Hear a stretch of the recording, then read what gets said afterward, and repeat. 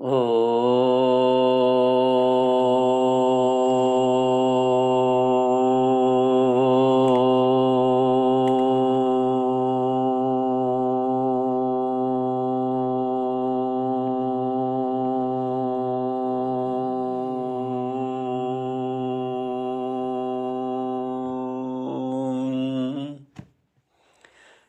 श्री गुरुचरण कमलेभ्यो नमः। श्री गणेशाय नमः।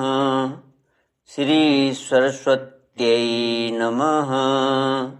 श्रीमद्भागवत भगवान की जय।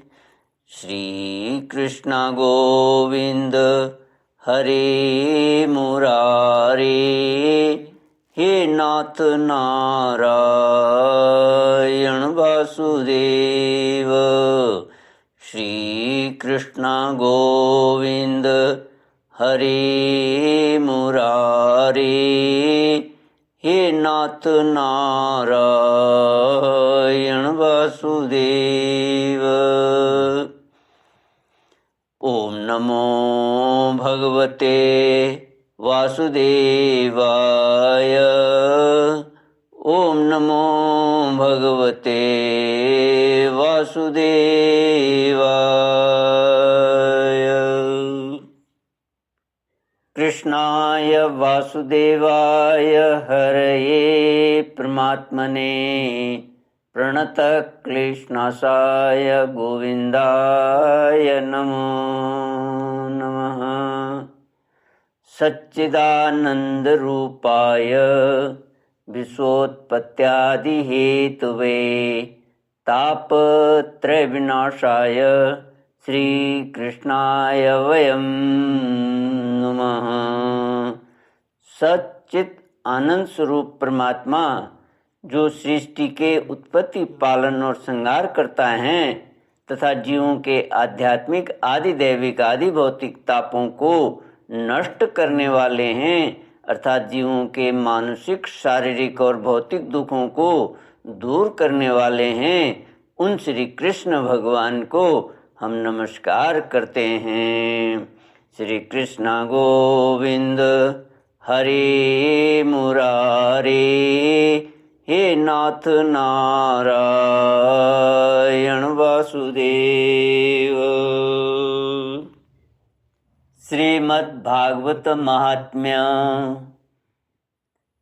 अथ तृतीयोऽध्यायः। सूत उवाच अथोद्धवस्तु तान् दृष्ट्वा कृष्णकीर्तनतत्परान् सत्कृत्याथ परिष्वज्य परीक्षितमुवाचः।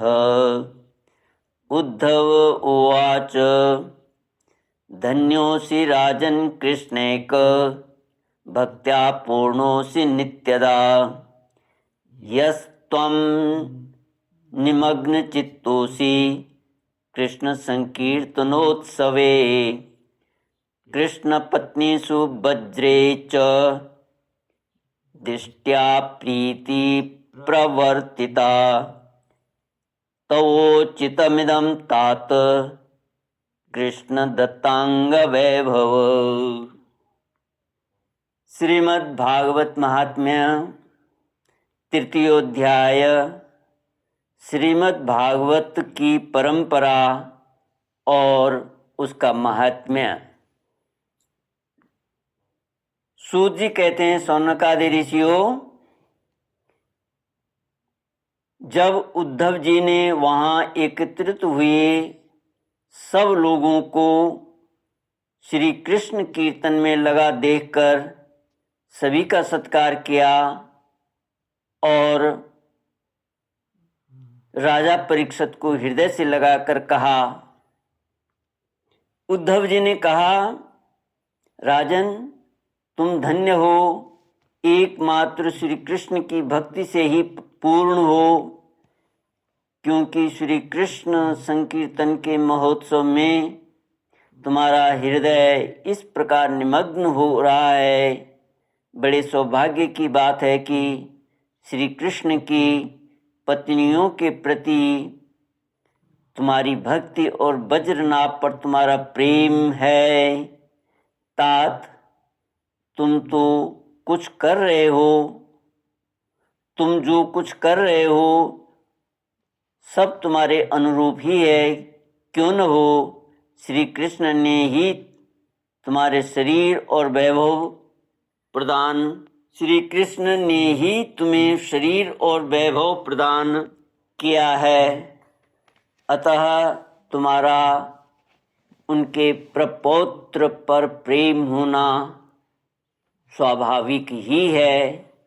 इसमें तनिक भी संदेह नहीं है कि समस्त द्वारकावासियों में ये लोग सबसे बढ़कर धन्य हैं, जिन्हें ब्रज में निवास कराने के लिए भगवान श्री कृष्ण ने अर्जुन को आज्ञा की थी। श्री कृष्ण का मन रूपी चंद्रमा राधा के मुख की प्रभा रूप चांदनी से युक्त हो उनकी लीला भूमि वृंदावन को अपनी किरणों से सुशोभित करता हुआ यहाँ सदा प्रकाशमान रहता है। श्री कृष्णचंद्र नित्य परिपूर्ण हैं। प्राकृत चंद्रमा की भांति उनमें वृद्धि और क्षय रूप विकार नहीं होते। उनकी जो 16 कलाएं हैं उनसे सहस्रों चिन्मय किरणें निकलती हैं। इससे उनके सहस्रों भेद हो जाते हैं। इन सभी कलाओं से युक्त नित्य परिपूर्ण श्री कृष्ण इस ब्रज भूमि में सदा ही विद्यमान रहते हैं। इस भूमि में और उनके स्वरूप में कुछ अंतर नहीं है। राजेंद्र परीक्षित, इस प्रकार विचार करने पर सभी ब्रजवासी भगवान के अंग में स्थित हैं। शरणागतों का भय दूर करने वाले ये जो ब्रज हैं उनका स्थान श्री कृष्ण के दाहिने चरण में है। इस अवतार में भगवान श्री कृष्ण ने इन सबको अपनी योग माया से अभिभूत कर लिया है। उसी के प्रभाव से ये अपने स्वरूप को भूल गए हैं और इसी कारण सदा दुखी रहते हैं। यह बात निस्संदेह ऐसी ही है। श्री कृष्ण का प्रकाश प्राप्त हुए बिना किसी को भी अपने स्वरूप का बोध नहीं हो सकता। जीवों के अंतःकरण में जो श्री कृष्ण तत्व का प्रकाश है उस पर सदा माया का पर्दा पड़ा रहता है। 28वें द्वापर के अंत में जब भगवान श्री कृष्ण स्वयं ही सामने प्रकट होकर अपनी माया का पर्दा उठा लेते हैं, उस समय जीवों को उनका प्रकाश प्राप्त होता है। किंतु अब वह समय तो बीत गया, इसलिए उनके प्रकाश की प्राप्ति के लिए अब दूसरा उपाय बतलाया जा रहा है। सुनो, 28वें द्वापर के अतिरिक्त समय में यदि कोई श्री कृष्ण तत्व का प्रकाश पाना चाहे तो उसे वह श्रीमद् भागवत से ही प्राप्त हो सकता है। भगवान के भक्त जहाँ जब कभी श्रीमद् भागवत शास्त्र का कीर्तन और श्रवण करते हैं वहाँ उस समय भगवान श्री कृष्ण साक्षात रूप से विराजमान रहते हैं। जहाँ श्रीमद् भागवत के एक या आधे श्लोक का ही पाठ होता है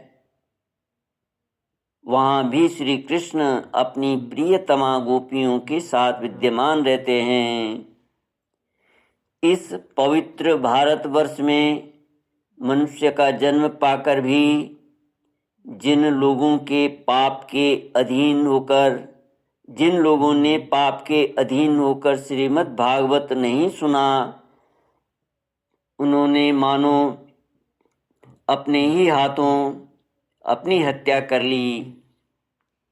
जिन बड़भागियों ने प्रतिदिन श्रीमद् भागवत शास्त्र का सेवन किया है, उन्होंने अपने पिता, माता और पत्नी तीनों के ही कुल का भलीभांति उद्धार कर दिया। श्रीमद् भागवत के स्वाध्याय और श्रवण से ब्राह्मणों को विद्या का बोध प्राप्त होता है। क्षत्रिय लोग शत्रुओं पर विजय प्राप्त करते हैं, वैश्यों को धन मिलता है और शूद्र स्वस्थ निरोग बने रहते हैं। स्त्रियों तथा अंत्यज आदि अन्य लोगों की भी इच्छा श्रीमद् भागवत से पूर्ण होती है। अतः कौन ऐसा भाग्यवान पुरुष है जो श्रीमद् भागवत का नित्य ही सेवन न करेगा। अनेकों जन्मों तक साधना करते करते जब मनुष्य पूर्ण सिद्ध हो जाता है, तब उसे श्रीमद् भागवत की प्राप्ति होती है। श्री भागवत से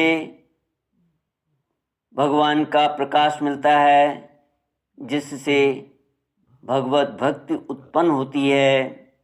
पूर्व काल में सांख्यायन की कृपा से श्रीमद् भागवत बृहस्पति जी को मिला और बृहस्पति जी ने मुझे दिया। इसी से मैं श्री कृष्ण का प्रियतम सखा हो सका हूँ। परीक्षित, बृहस्पति जी ने मुझे एक आख्यायिका भी सुनाई थी, उसे तुम सुनो। इस आख्यायिका से श्रीमद् भागवत श्रवण के संप्रदाय का क्रम भी जाना जा सकता है।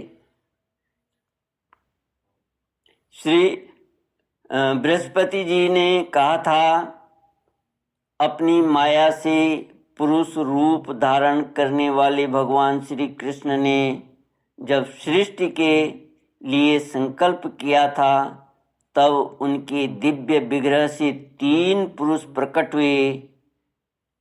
इनमें रजोगुण की प्रधानता से ब्रह्मा, सत्वगुण की प्रधानता से विष्णु और तमोगुण की प्रधानता से रुद्र प्रकट हुए। भगवान ने इन तीनों को कर्म से जगत की उत्पत्ति, पालन और संहार करने का अधिकार प्रदान किया। तब भगवान के नाभि कमल से उत्पन्न हुए ब्रह्मा जी ने उनसे अपना मनोभाव यूं प्रकट किया।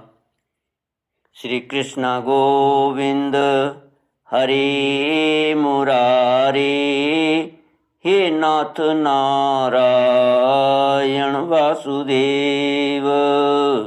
श्री कृष्ण गोविंद हरे मुरारे, हे नाथ नारायण वासुदेव। ओम पूर्णमद पूर्णमिदं पूर्णात् पूर्णमुदच्यते पूर्णस्य पूर्णमादाय पूर्णमेवावशिष्यते। ओम शांति शांति शांति। हरि ओम श्री गुरुभ्यो नमः। हरि ओम।